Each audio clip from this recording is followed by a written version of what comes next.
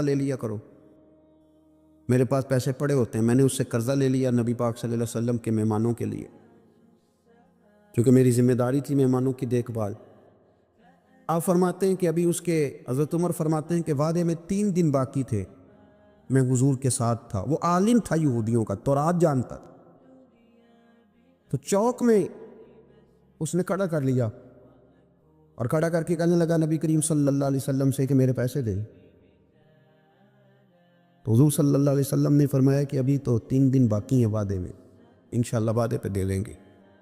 اب وہ یہودیوں کا عالم کیا کہتا ہے نبی پاک کو، تانا کس طرح دیتا ہے، معاذ اللہ ثم معاذ اللہ، نقل کفر، کفر نہ باشا۔ جب حضور نے کہا نا ابھی 3 دن باقی ہیں، تو کہنے لگا جی معاذ اللہ ثم معاذ اللہ، پھر معاذ اللہ، کروڑ دفعہ معاذ اللہ۔ کہنے لگا جی عبد المطلب کی اولاد کا طریقہ یہ ہے، پیسے لے لیتے ہیں پھر واپس نہیں کرتے، ہے نا اشتعال والی بات۔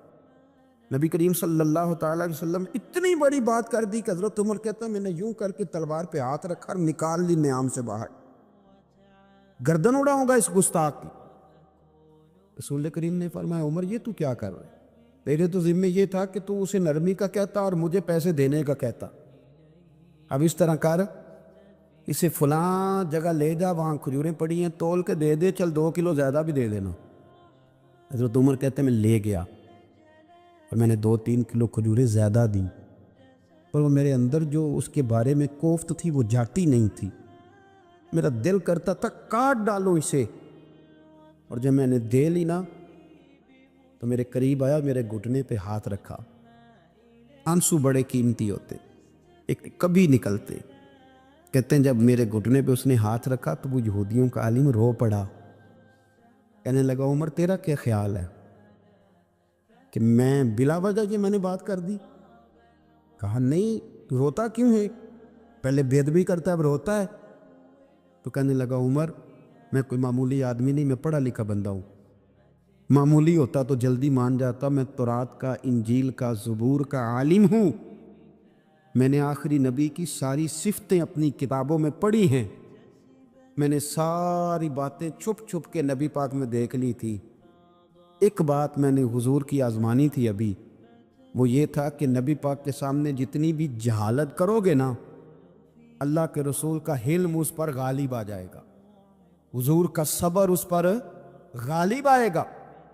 میں نے نا آج وہ آزمانا تھا، اور میں نے نا سازش کر کے بلال کو پیسے دیے تھے، اور میں نے سازش کر کے 3 دن پہلے مانگے تھے، پر عمر تجھے مبارک ہو، میں نے تو آزما کے مانا ہے، تو بغیر آزمائے محمد عربی کا غلام بن گیا ہے، اب لے جا، مجھے معافی بھی دلا، اور نبی پاک صلی اللہ علیہ وسلم کی غلامی بھی میرے لیے الا من اتی اللہ بقلب سلیم، مگر یہ کہ جو بندہ قلب سلیم لے کے اللہ کی بارگاہ میں آئے، قلب سلیم۔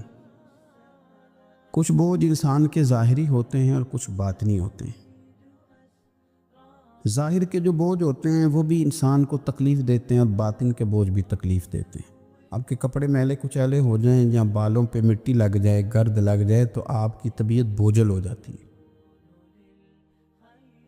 آپ جب غسل کر لیتے ہیں، کپڑے بدل لیتے ہیں، دھلے ہوئے پہن لیتے ہیں، تو آپ کو محسوس ہوتا ہے کہ طبیعت کچھ ہلکی پھلکی سی ہو گئی، ذہنی طور پر آپ اطمینان محسوس کرتے ہیں۔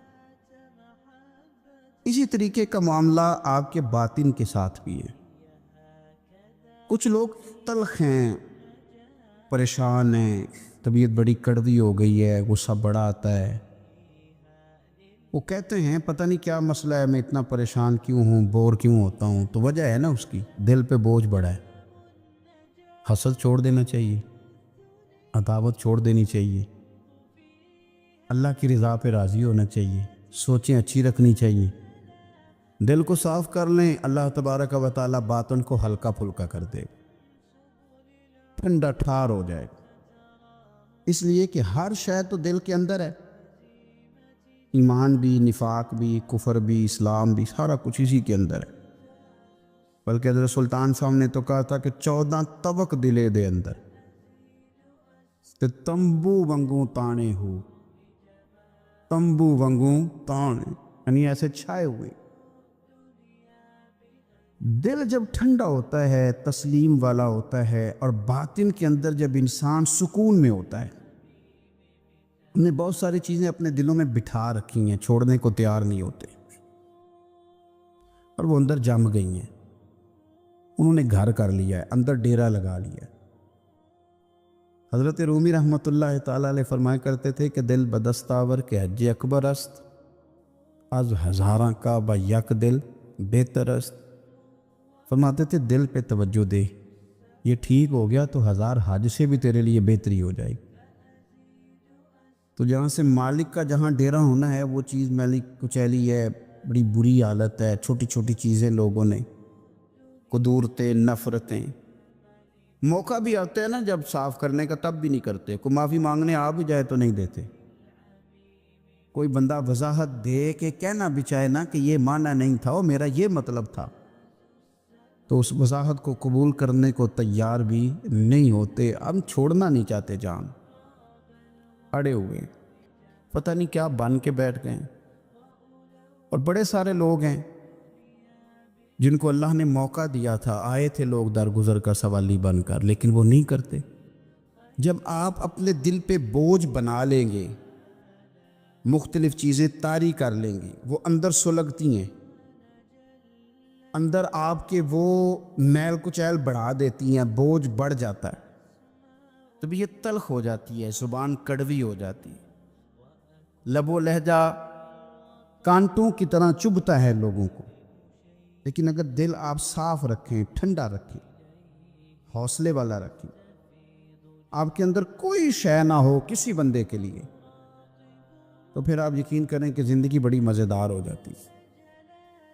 پھر آپ کو سکون ملتا ہے، پھر آپ نماز بھی تسلی والی پڑھیں گے، لوگوں سے ملیں گے تو انہیں اپنا سمجھ کے ملیں گے، کیونکہ اندر شے ہی کوئی نہیں جب تو۔ اور جب آپ رات کو سوئیں گے تو پھر بھی رب کریم قرار والی نیند عطا فرمائے گا۔ لیکن جب وہ تلخیاں، وہ بوجھ، کل فلانے نے یہ کہا تھا تو آج سارا دن منصوبہ بندی کی کہ تگڑا جواب کیسے دینا ہے، کل ایک نے اینٹ پھینکی تھی تو آج پتھر جمع کر کے رکھے ہیں کہ مجھے موقع ملے گا تو میں نے برسانے ہیں، تو پھر تو آپ اس کام لگے ہوئے ہیں، پھر تو جان چھوٹے گی نہیں، اس کا کوئی حد بندہ ہی نہیں۔ ہر شعبے کے اندر کچھ لوگ اعلیٰ ہوتے ہیں، کچھ افضل ہوتے ہیں۔ مجھ سے آپ پوچھیں گے کسی بڑے آدمی کا نام بتائیں تو میں نے تاجر کا تو نہیں نہ بتانا، میں انشاءاللہ تعالیٰ آپ کو بتاؤں گا کہ فلاں بندہ اللہ کا بہت بڑا نیک آدمی ہے، میں بتاؤں گا فلاں بندہ بڑا زبردست حدیث پر نظر رکھنے والا عالم ہے۔ میں تو اپنے شعبے کے تعلق سے بات کروں گا کہ فلاں آدمی زبردست مفتی ہے، اپنے شعبے سے۔ آپ پوچھ لیں کسی تاجر سے کہ آپ کسی بڑے آدمی کا نام بتائیں تو اس نے عالم کا تھوڑی بتانا ہے، وہ کہے گا فلاں آدمی جو ہے اس کا کاروباری معیار بھی اچھا ہے، اسٹیٹس بھی اچھا ہے، امپورٹ ایکسپورٹ میں بھی بڑا تجربہ ہے، وہ اپنے رنگ میں بڑے آدمی کا نام بتائے گا۔ سیاستدانوں سے آپ بات کریں گے، وہ کسی بڑے سیاستدان کا نام بتائیں گے۔ میرے رسول کریم صلی اللہ تعالیٰ علیہ وسلم سے ایک صحابی نے پوچھا، حضور انسان بڑا کون ہوتا ہے؟ انسانوں میں سے بلا افضل کون ہوتا ہے؟ سیاستہ کی حدیث ہے، حضور انسانوں میں سے افضل کون ہوتا ہے؟ انسانوں میں سے۔ تو نبی پاک صلی اللہ علیہ وسلم نے فرمایا جس کا دل سلامت ہو، زبان سچی ہو، وہ انسانوں میں افضل انسان ہوتا ہے۔ زبان کا سچا ہو، دل سلامتی والا ہو۔ صحابی نے ہمارے ساتھ بڑی نیکی کی، پوچھ لیا کہ یا رسول اللہ صلی اللہ علیہ وسلم یہ زبان کی سچائی تو سمجھ میں آتی ہے، دل کی سلامتی کیا ہے؟ تو حضور نے فرمایا دل کی سلامتی یہ ہے کہ دل میں تکبر نہ ہو، دل میں حسد نہ ہو، دل میں کینہ نہ ہو، دل میں عداوت نہ ہو، قدورت نہ ہو، رب کریم کے بندوں کے بارے میں اس کا دل صاف ہو، زبان سچی ہو، وہ انسانوں میں افضل ترین انسان، ایک بہترین انسان ہے، بہترین۔ بہت سارے لوگ خوشامد اتنی سونی کرتے ہیں، جب بھی بڑی تگڑی ڈالتے ہیں۔ اللہ کرے کہ وہ نہ صرف گلے نہ ملیں، ان کا دل بھی کسی سے مل ہی جائے۔ ساری زندگی انہوں نے تعلقات بنائے ہیں لیکن پیار نہیں بڑھایا۔ تعلقات ان کے ہیں، وہ بتاتے ہیں میرے بڑے تعلقات ہیں، فلانا سے بھی میرا تعلق ہے، فلانا بھی مجھے جانتا ہے، فلانا بھی۔ تعلقات ہونا اور چیز ہے، لیکن روح اور دل کا رشتہ ہونا اور چیز. چونکہ ہم ذاتی طور پہ کسی کو اچھا جانتے ہی نہیں، کسی پہ آج تک دل کھڑا ہی نہیں ہوا، ہمیں کوئی نہ کوئی کمزوری نظر آ جاتی. اور کچھ لوگ معاشرے میں پرموٹ کرتے ہیں ان چیزوں کو، بغض کو، عداوت کو. ایک بہت بڑے بزرگ ہیں، عالم بھی ہیں، متقی ہیں، نیک ہیں، اللہ والے ہیں. تو ایک صاحب مجھے آ کے کہنے لگے کہ انہوں نے آپ کے بارے میں یہ کہا ہے. تو میں چونکہ ان کے بارے میں مجھے پتہ ہے کہ بندہ بڑا ٹھیک ہے، میں نے اس سے کہا کہ ان کے پاس اتنا ٹائم ہی نہیں ہے کہ وہ مجھے ڈسکس کرے. تو چائے پی، کھانا کھا، لیکن تو غلط ڈائریکشن پہ چڑھ گیا ہے. وہ بندہ، اس کو مطلب اس کا قد کاٹھ ہی وہ بڑا آدمی ہے، وہ مجھے کیسے ڈسکس کرے گا؟ سوال ہی نہیں پیدا ہوتا. وہ سب چلے گئے. 2-4 دن کے بعد مجھے فون کر کے کہنے لگے کہ میں نے بھی بڑا وقت گزار دیا ہے، پر جو جواب آپ نے دیا ہے نا، پچھلی معافی دے دے، آج کے بعد ایسا کام کوئی نہیں کروں گا.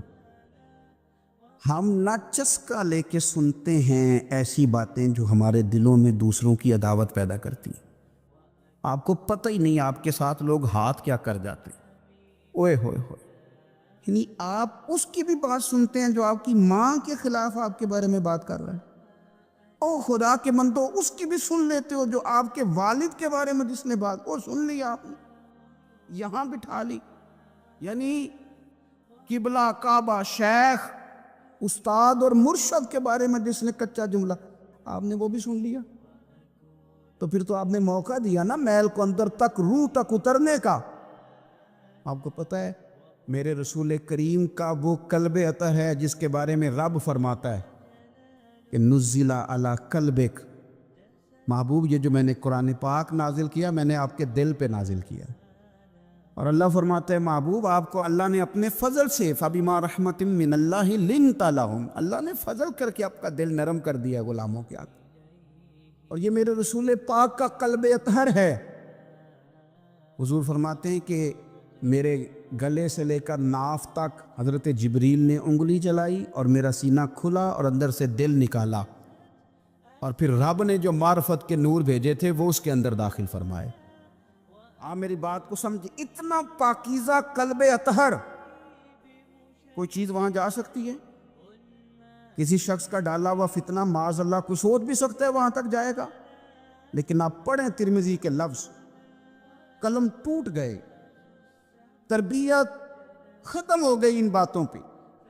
اتنی بڑی بات اللہ کے رسول فرمانے لگے، سنو بھائی میرے غلاموں، مجھے کوئی بندہ کسی صحابی کے بارے میں کوئی بری بات نہ پہنچائے. حضور آپ کا تو دل صاف ہے، آپ کا تو نور علی نور ہے، اس سے تو قرآن گفتگو کرتا ہے، کوئی پہنچا بھی دے گا تو کیا اثر ہوگا؟ لیکن حضور نے فرمایا وہ دروازہ کھولنا ہی نہیں جس سے لوگوں کی عداوت دل میں آتی ہے. فرمایا کوئی مجھے کسی کے بارے میں کوئی بات نہ پہنچائے، اس لیے کہ میں جب تمہارے سامنے آنا چاہتا ہوں تو کھلے سینے کے ساتھ آنا چاہتا ہوں. آپ میری بات کو سمجھے. آپ کہتے ہیں نہیں جی ذرا سناؤ بھلا وہ کیا کہہ رہا تھا، ذرا کرنا بات جلدی کرنا، بڑی پریشانی لگ گئی ہے، جلدی بتا. تو اب وہ بتائے گا تو اندر میل تو آئے گی. لوگ سنتے ہیں، تلاش میں رہتے ہیں. وہ میری بات نہیں ہے، عارف رومی کی بات ہے. وہ کہتے ہیں مکھیاں 2 قسم کی ہوتی ہیں، ایک جب بھی بیٹھتی ہے پھول پہ بیٹھتی ہے، لیکن پھر جب چھوڑتی ہے تو شہد چھوڑتی ہے. اور ایک جب بھی بیٹھتی ہے کسی گند پہ بیٹھتی ہے، کوئی کمزوری ڈھونڈتی ہے، کوئی غلط بات تلاش کرتی ہے، پھر جب چھوڑتی ہے تو بیماری چھوڑتی ہے. آپ ان مکھیوں سے بچیں جو گندگی تلاش کرتی ہیں اور پھر آپ کے دل میں بغض اگاتی ہیں. رسول کریم علیہ السلام نے فرمایا خبردار مجھے کوئی بات نہ پہنچانا. میں نہیں چاہتا کہ جب کوئی بات پہنچ جاتی ہے تو پھر مجمع میں بندہ نظر ڈالتا ہے تو وہ بندہ چبھتا ہے جس کے بارے میں پتہ ہوتا ہے کہ اس نے یہ کہا تھا، یہ کیا تھا. حضور فرماتے ہیں میں جب تمہارے سامنے جانا چاہتا ہوں تو کھلے دل کے ساتھ جانا چاہتا ہوں. دیکھیں نا، بڑی سادی سی بات ہے کہ 2 بھائی ناراض ہو تو بڑا کہتا ہے اس نے میری بے ادبی بڑی کی، تو چھوٹا اگر پاس آ جائے اور پیر پکڑ لے کہ چل یار معاف کر دے، تیرا بھائی نہیں. پتہ کیا ہوتا ہے؟ صرف معافی نہیں ملتی، ہاں صرف معافی نہیں. چھوٹے نے بے ادبی کر دی، بڑے کو تکلیف ہوئی، بات جب آگے بڑھی نا تو بڑے نے شکوہ کیا. جب لوگوں نے چھوٹے کو سمجھایا تو چھوٹا جب معافی مانگتا, ادھر دیکھو میری طرف, جب چھوٹا معافی مانگتا ہے نا اٹھ کے جاتا ہے, اور بڑے کے پیر پکڑتا تو میرا معاف نہیں کرتا, بڑا رو بھی پڑتا ہے, بڑا رو بھی پڑتا ہے. اور وہ کہتا ہے کہ وہ میں اور تم اماں کے پاس اکٹھے بیٹھتے, ایک باپ کی موٹر سائیکل پہ اکٹھے بیٹھتے, تو تیرا اور میرا رشتہ اتیا, تو نے یہ کیوں, وہ جو آنسو نکلتے ہیں نا, وہ درد ہوتا ہے, وہ کیف ہوتا ہے, وہ سوز ہوتا ہے, وہ لذت ہوتی ہے, وہ پیار ہوتا ہے. رب کہتا ہے تو معافی مانگ, انہو کان غفارا, تو معافی مانگ, میں تجھے معاف بھی کروں گا, تیرے اوپر رحمت بھی فرماؤں گا, تیرے اوپر کرم نوازی بھی کروں گا, تجھے نواز دوں گا, تجھے عطا کروں گا. حضرت موسیٰ کلیم اللہ علیہ السلام کا زمانہ مبارکہ تھا, قحط پڑ گیا, بارش نہیں ہوتی. ہم لوگ نا اب تو خیر ہمارے پاکستان میں تو ٹیبل ٹاک ہوتی ہے, ٹاک شو ہوتے ہیں, ہمارے یہاں تو پتہ کیا جاتا ہے کہ بارش ہو کیوں نہیں رہی. پھر اس پہ یہ ہوتا ہے کہ دھواں بڑا چڑھ گیا ہے, حالات بڑے خراب ہیں, فلاں ایسے ہو گیا قحط کا. ہم تو اسباب تلاش کرتے رہتے ہیں نا جی, فوگ بہت زیادہ ہے, فلاں چیز ایسے ہے, فلاں چیز ایسے, ہم تو یہ تلاش کرتے رہتے. وہ لوگ یوں نہیں کرتے تھے, وہ سیدھے جا کے مصلوں پہ بیٹھتے تھے, اس لیے کہ وہ کہتے تھے جب رب چاہتا ہے تو پھر کوئی چیز کسی چیز کو روک سکتی, وہ سیدھے مصلے پہ بیٹھتے. اعلیٰ حضرت فاضل بریلوی رحمۃ اللہ علیہ کے پاس ایک مولانا محمد حسین آئے, وہ فلکیات کے بڑے ماہر تھے. تو اعلیٰ حضرت نے فرمایا ذرا ستاروں کا حساب لگا کے دکھاؤ بارش کا. وہ کہنے لگا پورا مہینہ تو نہیں ہو. تو اعلیٰ حضرت رحمۃ اللہ علیہ فرمانے لگے کہو کہ میرا علم کہتا ہے مہینہ نہیں ہوگی, اللہ چاہے تو ابھی ہو سکتی ہے. کہنے لگا جی وہ تو ٹھیک ہے پر میرا علم, وہ جیسے روز لوگوں نے پیر نیٹو شہنشاہ صاحب نہیں کھولے ہوتے کہ بارش کب آئے گی, اور اس کی طرف نہ دیکھ, مصلے پہ بیٹھ, مہربانی کر مصلے پہ بیٹھ, اللہ کی بارگاہ میں حاضر ہو, اسے معافی مانگ, اسے منا تاکہ وہ رحمت کی بارش. کہنے لگا جی میرا علم کہتا ہے. تو اعلیٰ حضرت فرمانے لگے پھر وہی بات, تو کہ اللہ چاہے تو بارش ابھی, لیکن یہ جو اڑ گئے ہیں نا بیچارے, یہ اڑ ہی گئے ہیں, یہ جہاں الجھ گئے ہیں وہاں یہ لوگ الجھ گئے. اللہ ہمیں الجھنے سے محفوظ فرمائے. اعلیٰ حضرت اٹھے تو فرمایا ٹائم کیا ہوا ہے گھڑی پہ؟ کہنے لگا جی 12. تو اعلیٰ حضرت نے گھڑی گھمائی, اب کیا بج گیا؟ کہنے لگا 4 بج گئے. فرمانے لگے بج گئے نا 4. کہنے لگا جی آپ نے گھڑی گھما جو دی ہے. فرمانے لگے اللہ بھی جب چاہے تو ستارے گھما دیتا ہے, اللہ بھی ستارے گھما دیتا ہے بارش. کہنے لگا جی وہ تو ٹھیک ہے پر مہینہ نہیں ہو سکتی. اڑا ہوا بندہ, اس کا کوئی علاج ہے جو اڑ جو جائے, اس کے لیے قرآن کہتا ہے وَإِذَا خَاطَبَهُمُ الْجَاهِلُونَ قَالُوا سَلَامًا, اسے سلوٹ کرو دور سے, اسے کہ تو جان اور تیرا. کہنے لگا جی ہو نہیں سکتی پورا مہینہ. فرمانے لگے یار تو جا اپنا کام کر. وہ شخص کہتا ہے میں نے دروازہ کھولا اعلیٰ حضرت کا, کمرے سے باہر نکلا تو تیز بارش ہو رہی. واپس آیا تو میں نے کہا احمد رضا یہ عقیدہ کہاں سے لیا ہے؟ فرمایا دروازہ مصطفیٰ سے لیا ہے صلی اللہ علیہ وسلم. تو یاد رکھے کہ اللہ کو منانا چاہیے, استغفار کرنا چاہیے, اس کی برکات. حضرت موسیٰ ساری قوم کو لے کے نکل گئے. آؤ بھائی میدان میں اللہ کی بارگاہ میں استغفار کریں اور بارش کا سوال کریں, بارش مانگے. جب باہر نکلے دیر تک دعائیں ہوتی رہیں تو حضرت موسیٰ علیہ السلام کو رب کریم نے وہی فرمائی کہ موسیٰ آپ کی قوم میں ایک شخص ہے جس کو 40 سال ہو گئے نافرمانی کرتے, اس نے رب سے صلح نہیں کی. کتنے لوگ ہیں؟ ایک, اور 40 سال سے وہ نافرمان ہے, اس کو مجمع سے نکال دو بارش ہو جائے.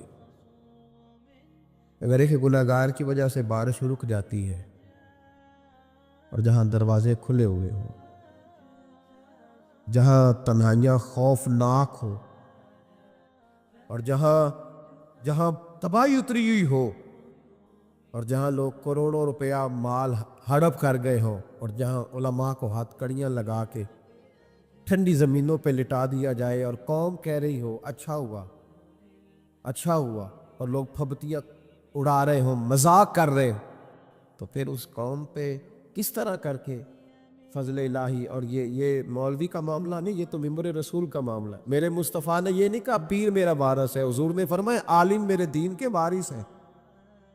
ہاں حضور نے فرمایا جس نے عالم کے چہرے کا دیدار کیا سمجھے میں نے اپنے نبی کی زیارت کی ہے۔ لیکن یہاں تو خیر یہ عنوان نہیں، ورنہ میں اس پر جاتا ہے۔ تو کہا ایک بندہ ہے 40 سال سے اللہ کی نافرمانی کر رہا ہے، وہ اگر نکل جائے تو بارش ہو جائے گی۔ حضرت موسیٰ نے اعلان کر دیا بھی ایک شخص ہے، وہ اگر نکل جائے تو بارش ہو جائے گی۔ پتہ تو ہوتا ہے نا سب کو، مجھے بھی پتہ ہے کہ میں اندر سے کیسا ہوں، اور آپ کو بھی خبر تو ہوتی ہے نا جی۔ جب بات ہو رہی ہوتی ہے تو پھر پتہ تو چلتا ہے نا کہ بات کہاں جا کے سیٹ ہو رہی ہے، پتہ چلتا ہے نا۔ اسے ابھی چل گیا پتہ، اب اندر ہی اندر رونے لگا۔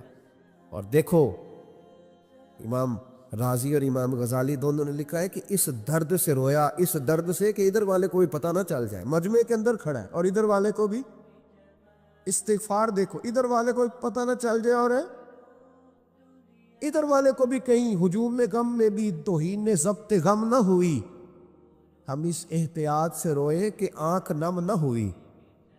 ہجوم غم میں بھی توہین ضبط غم نہ ہوئی، ہم اس احتیاط سے روئے کہ آنکھ نم نہ ہوئی، روئے بھی پر کسی کو آنسو نہیں دیکھنے دیے۔ اب اس درد سے کہتا ہے اللہ تو معاف کرنے والا ہے نا، تو معاف کرتا ہے، پردہ پوشی کرتا ہے، اور مالک اگر لوگوں کو پتہ چل گیا تو میرے تو بچوں کا بھی جینا حرام کر دے گا، یا اللہ میری تو آنے والی نسل بھی تڑپ کے وقت گزارے گی۔ مالک تو معاف کر دیا کرتا ہے، لوگ نہیں معاف کرتے، اے اللہ یہ میری خوبیاں بھول جائیں گے، میری خامیوں پر بات، مالک میں یہ ذلت نہیں برداشت کر سکتا، فضل فرما۔ حضرت موسیٰ نے دوبارہ اعلان کیا نکلتے ہو کہ نہیں نکلتے؟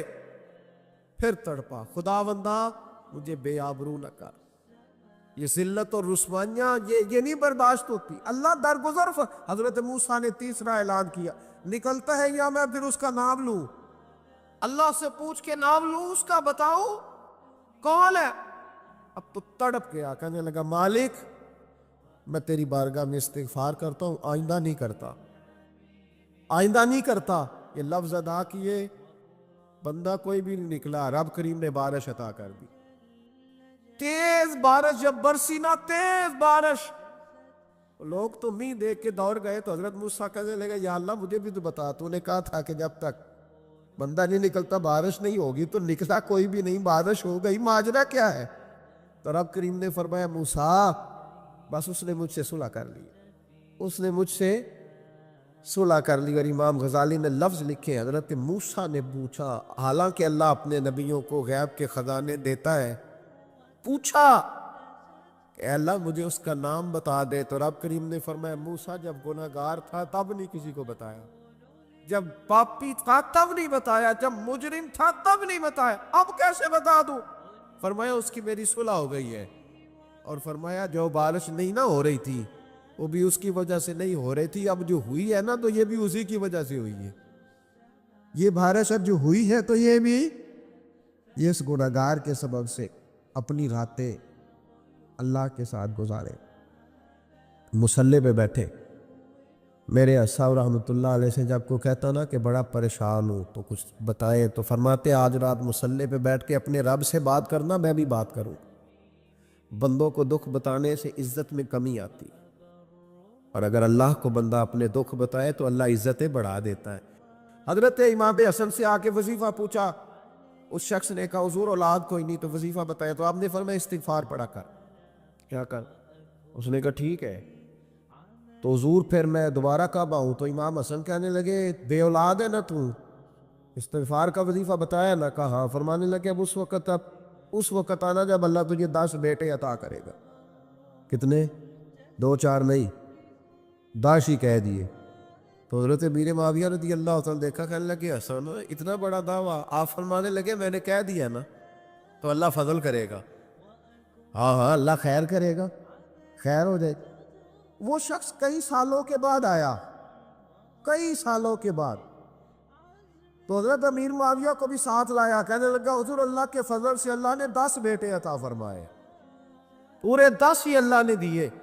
حضرت امین میں آ گیا، کہنے لگے جناب بات تو آپ کی سچی ہو گئی، پر مجھے بھی بتائیے وظیفہ کہاں سے لیا؟ فرمانے لگے قرآن پاک سے، سورہ نوح کی 10 11 12 آیت پڑھو۔ اللہ فرماتے تم استغفار پڑھو، میں تمہاری بیٹوں سے بھی مدد کروں گا، مالوں سے بھی مدد کروں گا۔ تو میں نے استغفار بتائی تھی، اور قرآن میرے اللہ کا ہے، رب کا وعدہ جھوٹا ہو سکتا؟ فرمایا 10 بیٹے ملنے تھے، میں نے کہہ جو دیا تھا۔ اور میرے بھائیوں یاد رکھیں، استغفار اللہ کی رحمت نازل کر۔ ایک ہوتا ہے خوف، ایک ہوتی ہے خشیت۔ خوف والے لوگ توبہ کرتے ہیں، خشیت والے استغفار کرتے ہیں۔ ایک ہوتا ہے خوف، ایک ہوتی ہے خشیت والے استغفار کرتے ہیں۔ نبی کریم علیہ السلام نے فرمایا میں دن میں 100 مرتبہ استغفار کرتا ہوں، دن میں۔ توبہ والا کہتا ہے کہ میں بھول گیا تھا، مجھے معافی مل جائے، اور خشیت والا کہتا ہے میرا یار ناراض نہ ہو جائے، وہ استغفار ہی کرتا رہتا ہے، وہ معافی ماں۔ حضرت رومی نے مثال دی ہے، فرماتے ایک عورت تھی تو بھیک مانگا کرتی تھی۔ ایک دن بادشاہ کے دروازے پہ بھیک مانگنے گئی تو بادشاہ کو پسند آ گئی، اس نے نکاح کر لیا۔ 20 کنیزائیں اس بی بی کے پاس تھی خدمت کرنے کے لیے، روٹی دینے کے لیے، کپڑا دینے کے لیے، لیکن وہ ہر وقت روتی رہتی تھی، ہر وقت روتی۔ ایک سمجھدار کنیز کہنے لگی کہ ملکہ اب تیرا درجہ بہت بڑا ہے، تو ہر وقت روتی رہتی ہے، معافی مانگتی رہتی ہے ہر وقت، کون سی ایسی نعمت ہے تیرے پاس نہیں؟ تو وہ کہنے لگی اس لیے تو روتی ہوں۔ تو کیا مانا؟ کہنے لگی اس لیے روتی ہوں کہ میں اس قابل نہیں تھی جو مجھے مل گئے، کہیں میرے سر کا سائیں ناراض نہ ہو جائے، وہ کہیں بگڑ نہ جائے۔ مجھے پتا ہے کہ میں کیا تھی اور مجھے کہاں تک پہنچا دیا، میں روتی اس لیے ہوں کہ کبھی کہیں وہ ناراض۔ حضرت عمر اس لیے روتے تھے کہ کہیں مصطفیٰ ناراض نہ ہو جائے۔ حضرت ابو بکر اس لیے تڑپتے تھے کہ کہیں اللہ کا فضل روٹھ نہ جائے۔ یہ جو مولا علی اپنے کمرے میں بیٹھ کے زور زور سے استغفار پڑھتے، تو اس لیے نہیں کہ بڑے پاپ تھے جن کی معاذ اللہ معافی مانگتے تھے، اس لیے کہ رب رسول کہیں ناراض نہ ہو۔ خشیت تھی کہ جہاں ہم پہنچے ہوئے کہیں وہاں سے واپس۔ استغفار بندے کی اللہ سے صلح کرا دیتا ہے۔ اللہ تبارک و تعالیٰ کے ساتھ انسان کا جو رشتہ ہے، اس میں انسان کی کچھ کمزوریاں آڑے آتی ہیں، گناہ ہو جاتے، غلطیاں ہو جاتی۔ ان غلطیوں کے بعد اپنے رب کریم کے ساتھ اپنے تعلق کو مضبوط کرنے کے لیے اللہ رسول نے جو ہمیں وظیفہ دیا اس کو استغفار کہتے ہیں۔ استغفار ویسے اس کا لغوی معنی تو ڈھانپنا ہوتا ہے، یہ غفر سے بنا ہے، لیکن اس کے اصطلاحی معنی یہ ہے کہ جو گناہ انسان سے ماضی میں ہو جائے ان سے معافی چاہنے کا نام استغفار ہے۔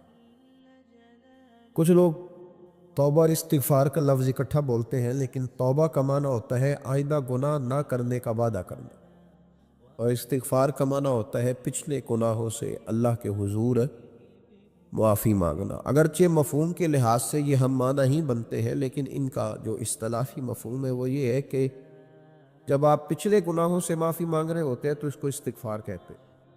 اللہ تعالیٰ نے اس استغفار کو بڑا پسند فرمایا، بڑا پسند فرمایا، اور یہ استغفار کے جملے مالی کو اتنے پسند آئے کہ اللہ نے نبی پاک علیہ السلام کو بھی حکم دیا، کہا محبوب آپ بھی میری بارگاہ میں استغفار کریں۔ اگرچہ حضور کا استغفار اس معنی میں نہیں ہے، بلکہ نبی پاک کا استغفار تو بلندی درجات کا معاملہ ہے، کیونکہ استغفار خود ایک عبادت ہے، تو یہ عبادت کرنے کا اللہ نے اپنے محبوب کو بھی ارشاد فرمایا۔ جب فتح مکہ ہوئی تو فرمایا اذا جاء نصر اللہ والفتح، جب اللہ کی مدد آئی تو پھر فتح نصیب ہوئی، وَرَأَيْتَ النَّاسَ يَدْخُلُونَ فِي دِينِ اللَّهِ أَفْوَاجًا، تو پھر آپ دیکھیں گے لوگوں کو، لوگ فوجوں کی فوجیں دین میں داخل ہوئے۔ لوگ پہلے ایک ایک دو دو کر کے آیا کرتے تھے، تو اب فوجوں کی فوجیں آ رہی ہیں، تو یا اللہ ہم کیا کریں؟ تو رب کریم نے فرمایا محبوب فَسَبِّحْ بِحَمْدِ رَبِّكَ وَاسْتَغْفِرْ، اپنے رب کے لیے حمد کرو، تسبیح پڑھو اور استغفار کرو۔ کیا کرو؟ استغفار، معافی مانگو، اس کے حضور آہذاری کرو، استغفار کرو۔ معنی یہ ہوا کہ جب تو غلطی ہو جائے پھر بھی استغفار کرو، جب اللہ زیادہ نعمتیں دے پھر بھی استغفار کرو۔ ہمارے ہاں یہ ہوتا ہے کہ جب تو کوئی نقصان ہوتا ہے تو وہ اللہ کی طرف سے ہوتا ہے، نقصان ہو جائے تو کہتے اللہ کی مرضی تھی، اور فائدہ ہو جائے تو کہتے میں نے محنت ہی بڑی کی تھی، میری جد و جہد بڑی تھی۔ ایک بچہ ایک دفعہ میرے پاس کہیں انٹرویو کے لیے جا رہا تھا، تو دعا کرانے آیا، کہنے لگا میں نے وہاں جانا ہے، دعا کیجیے گا اللہ تعالیٰ کامیابی دے۔ میں نے دعا کی، کچھ اس کو پڑھنے کو بتایا، لیکن کامیاب نہ ہو سکا، لوٹ آیا۔ تو میں نے پوچھا کہ کیا بنا؟ کہنے لگا حضرت صاحب بس اللہ کی مرضی تھی، اللہ کی مرضی تھی۔ پھر ایک دفعہ گیا تو نہ کہا اللہ کی مرضی تھی، تیسری دفعہ گیا کامیاب ہو گیا۔ تو بھئی اب کیا بنا؟ کہنے لگا جی جب میں داخل ہوا تو اس نے جاتے ہی مجھ سے پوچھا سب سے پہلا سوال یہ کہ تمہیں جنرل نالج کی بھی کچھ معلومات ہیں یا شعبے کے آدمی ہو؟ تو میں نے کہا جناب پوچھیے۔ تو انہوں نے پاکستان کا حدود اربہ پوچھا، تو میں نے فٹافٹ بتا دیا۔ پھر انہوں نے مجھ سے پوچھا کہ یہ جو مینار پاکستان ہے اس کی تجویز کس شخص نے دی تھی؟ تو میں نے فٹافٹ اس کا بھی نام بتا دیا۔ پھر شارٹ ہینڈ کے دو سوالات اس نے کیے تو وہ بھی میں نے بتا دیے، تو الحمدللہ کامیاب ہو گیا۔ میں نے کہا بیٹے جب تو ناکام ہوا تھا تو اللہ کی مرضی تھی، اور کامیاب ہوا ہے تو میں لگا دیے، اب اللہ کی مرضی کدھر گئی؟